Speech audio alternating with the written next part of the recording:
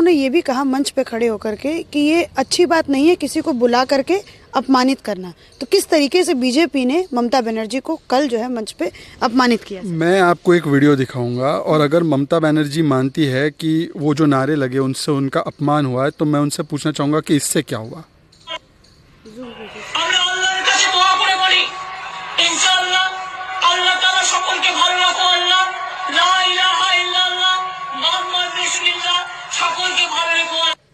अब ये खुद चुनी हुई मुख्यमंत्री है, मन से कहती ला इलाहा इल्लल्लाह मोहम्मदुर रसूलुल्लाह, कोई आपत्ति नहीं है, मुझे कोई आपत्ति नहीं है।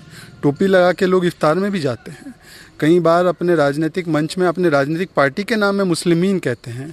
कुछ कांग्रेसी तो वैसे तो कोट पे जनेऊ पहनते हैं, अंदर खाने बोलते हैं कि हम मुसलमानों की पार्टी है। मुझे कोई आपत्ति नहीं है, आपकी सेकुलरिज्म आपको मुबारक हो, पर मुझे एक बात बताइए कि क्या राम को और हिंदुओं को गाली देना ही सेकुलरिज्म है? जय श्री राम को युद्ध घोष अगर कोई बौद्धिक लोग कह देते हैं तब तो आप कहते हैं ये सेकुलरिज्म है। हिंदू आतंक कहा जाता है तो वो तो सेकुलरिज्म है। भगवा आतंक कहकर कहा जाता है कि ये हिंदू जो आतंकी होते हैं वो एलईटी से ज़्यादा खतरनाक है, तब तो वो सेकुलरिज्म है। और अगर मेरे देश के लोग भारत माता की जय, वंदे मातरम या जय श्री राम कह दे तो वो कम्युनल हो जाता है, वो अपमानित करने के लिए हो जाता है। आप मुझे बताइए, इनकी तो वही बिरादरी है ना जो कहती है कि गले पर मेरे खंजर भी रखेंगे तो मैं भारत माता की जय नहीं बोलूँगा। ये उनकी वही बिरादरी है ना, ये उनकी वही कौम है ना जो कहती है कि वंदे मातरम नहीं बोलेंगे चाहे जो हो जाए, तो उससे भी अपमानित होते हैं क्या? अच्छा, यहाँ पे सर एक और बात मैं समझना चाहूँगी।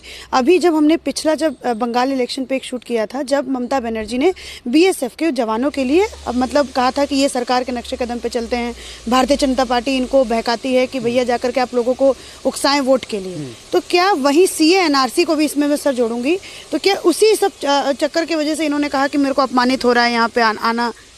देखिए, आपकी बात बिल्कुल सही है। चाहे वो कल का वाकया हो कि वो जय श्री राम से चिढ़ गई, या उससे पहले का वाकया हो जिसमें कल्याण बनर्जी ने श्री राम के बारे में जो अपमानजनक बातें कहीं, या उससे पहले फिराद हकीम ने जिस तरीके की बातें बीएसएफ की बोली, ये सिम्टम है।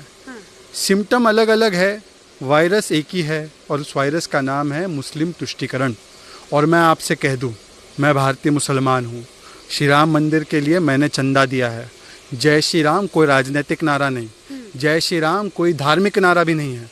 जय श्री राम देश की सांस्कृतिक एकता का नारा है, विश्व की शांति का नारा है। और इसीलिए जय श्री राम का नारा केवल देश में नहीं, इंडोनेशिया में भी लगता है, थाईलैंड में भी लगता है, नेपाल में भी लगता है। अरे जिनके मन में राम है उसके नाम, उसके मुंह से जय श्री राम का नारा निकलता है, पर जिनके मन में रावण हो उनका क्या किया जाए? लेकिन यहाँ पे सर बीजेपी पे बार बार जो विपक्षी दल हैं वो आरोप लगाते हैं कि ये तो ब्रांड एम्बेसडर मतलब मानते हैं श्री राम को, श्री राम इनके ब्रांड एम्बेसडर हैं, और श्री राम अगर ना हो तो ये कहीं ना कहीं इलेक्शन भी हार जाएं हर जगह से। चलिए, बीजेपी जय श्री राम को अपना ब्रांड एम्बेसडर मानती है, आइकॉन मानती है, प्रधानमंत्री गर्व से बोलते हैं जय श्री राम। राहुल गांधी नहीं बोलते, राहुल गांधी जय श्री राम बोलते हैं। पर इनका आइकॉन कौन है? बाबर। इनका आइकॉन कौन है? औरंगजेब। इनका आइकॉन कौन है? शाहजहां। तो बता दे कि हमारे आइकॉन गजनवी है जिन्होंने सोमनाथ तोड़ा, हमारे आइकॉन बाबर है जिन्होंने राम मंदिर तोड़ा। कोई दिक्कत की बात नहीं है, आप उनको बना सकते हैं अपना आइकॉन, और आपके आइकॉन है तो आकर बोलिए। ये मत कहिए फिर चुनाव से पहले कि हम असली हिंदू हैं, ये मत ड्रामा कीजिए कि हम मंदिर जाते हैं, ये मत कहिए कि हम हिंदू संस्कृति और हिंदुओं के लिए सबसे ज़्यादा काम हमने किया, हमने मंदिर के ताले खुलवाए, हमने रामायण दिखाई। ये सब मत कहिए, फिर खुल कर कहिए कि बाबर, अफजल और औरंगजेब हमारे आदर्श है, हमारे राजनीतिक बपौती हमारी यहीं से आती है। ठीक है, तो सर यहाँ पे मैं एक और सवाल करना चाहूँगी कि कल का जो राजनीतिकरण करने की कोशिश की गई थी उसमें कौन पास हुआ और कौन फेल हुआ? सर, श्री राम का नाम जो उच्चारते हैं वो कभी राजनीति नहीं करते, वो देश की एकता चाहते हैं। और जो श्री राम के नाम से उनको गुस्सा आता है तो वो रावण नीति पर काम कर रहे हैं, और रावण की नीति हमेशा ही देश को, समाज को, संस्कृति को तोड़ने वाली रही है।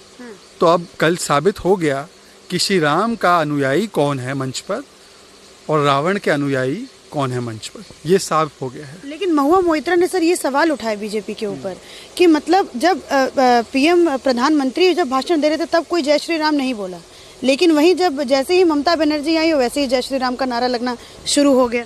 क्या कहिएगा? अब जिनके मन में और जिनके दिल में श्री राम बसे हैं, उनको बुलवाने की वैसे ही ज़रूरत नहीं पड़ती। जो काफिले रोक रोक कर लोगों को जय श्री राम बोलने के लिए जेल में डालते हैं, उन्हीं के तो मुख से सुनना पसंद करेंगे ना आप। अच्छा। पर जिनकी गारंटी हो कि जो बोलेंगे ही और जो मानते ही हैं और जो राम के नक्शे कदम पर वैसे ही काम कर रहे हैं, और राम मंदिर में सबसे ज़्यादा योगदान जिनका रहा है, और मंदिर और राम और हिंदुओं के प्रति जिनकी वैमनस्य की भावना ना हो, जो हिंदू अपने आप को मानने में अपमान या हीन भाव से नहीं महसूस करता हो, और जो खामखा की तुष्टिकरण की राजनीति पे ना चलता हो, राष्ट्र प्रथम सबका साथ सबका विकास वाली राजनीति पर चलता हो, तो उसके सामने उच्चार के क्या मिलेगा? जिसके दिल में राम बसा है उसके सामने क्या उच्चारेंगे? तो इसी वजह से मतलब ये भी इल्जाम लगाया जा रहा है कि भाजपा के कार्यकर्ता ही सामने बैठ करके जय श्री राम का नारा लगा रहे थे ममता बनर्जी को चिढ़ाने के लिए। ये आखिरी क्वेश्चन। नहीं, मेरा आखिरी सवाल जवाब यही है, तो ये मान के चले कि टीएमसी के लोग नहीं चिल्लाते ना जय श्री राम के नारे, ये पक्का हो गया। मंत्री सर रैली में उतर के हिंसा पे उतर जाते। अच्छी बात है, बीजेपी के लोग चिल्लाते हैं जय श्री राम, और टीएमसी के लोग अब कौन सा नारा चिल्लाते हैं मैंने तो आपको एक दिखा दिया। बाकी कौन से नारे चिल्लाते हैं आपके सामने, अगर वो आएंगे इंटरव्यू में तो उनको पूछना कि अल्लाहू अकबर के, अफजल हम शर्मिंदा के, ला इलाहा इल्लल्लाह के, सीए एनआरसी काका छीची के, कौन से नारे वो चिल्लाते हैं टीएमसी वाले, उनसे ज़रा पूछ लीजिए। क्योंकि ये तो भारत का नारा है, जय श्री राम, जय हिंद, वंदे मातरम, भारत माता की जय, ये तो भारतीय नारा